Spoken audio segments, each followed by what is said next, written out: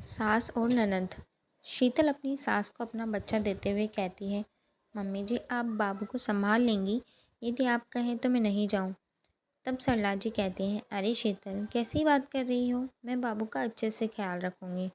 अभी बाहर ठंड है, इसलिए अपने बाबू को नहीं भेज रही हूँ तुम्हारे साथ। और तू बिल्कुल फिक्र न कर, आराम से जा, यहाँ मैं और तेरे बाबा हैं, सब देख लेंगे। फिर थोड़ी देर बाद गाड़ी की आवाज़ आती है और शिव भी आ जाता है।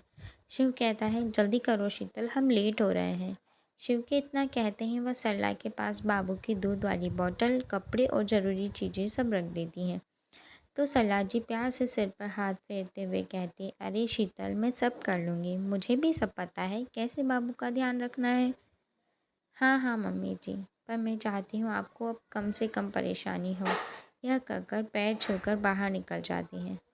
फिर थोड़ी देर बाद ननद कोमल आती है और पूछती है, अरे मम्मी आप बाबू को संभाल रही हैं तो भाभी कहाँ है। फिर सरला जी बताती हैं कि शिव और शीतल एक शादी में गए हैं। ये अच्छा है मम्मी, छोटे बच्चे को आप संभालें और भाभी आराम से घूमें, ये भी कोई बात हुई। तू कैसी बातें कर रही है बेटा, अगर मैं अपने पोते को संभाल रही हूँ तो तुझे क्या दिक्कत है। तू ये सब क्यों सोच रही है, तुझे खुश होकर बाबू को मेरे साथ संभालना चाहिए और तू ये बातें करने बैठ गई। और सुना क्या हाल है। मम्मी मेरे यहाँ तो सब बढ़िया है, पर यहाँ मुझे कुछ सही नहीं लग रहा है। आप भाभी को बहुत छूट दे रही हो, देखना एक दिन सर पर नाचेगी आपके। अरे तू कैसी बहकी बातें कर रही है, शीतल शादी में गई है न कि कहीं घूमने, और वह शादी के बाद कहीं घूमने तक नहीं जा पाई।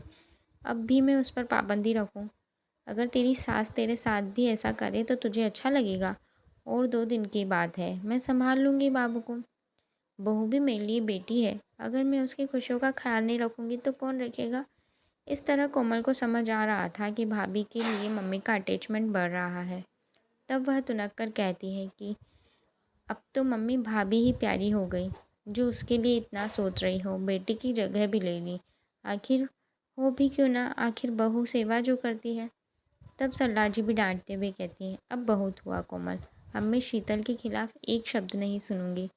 फिर सवाल जवाब करते हुए कहती है, मम्मी बहुत सर चढ़ाओ, फिर कुछ बुराई न बताना।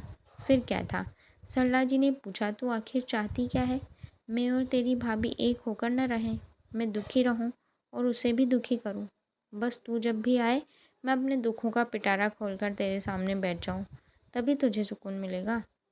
तू नहीं चाहती क्या तेरी माँ और भाभी खुश रहें। क्या तेरे घर में भी तेरी ननद तेरी सास को भड़काती है।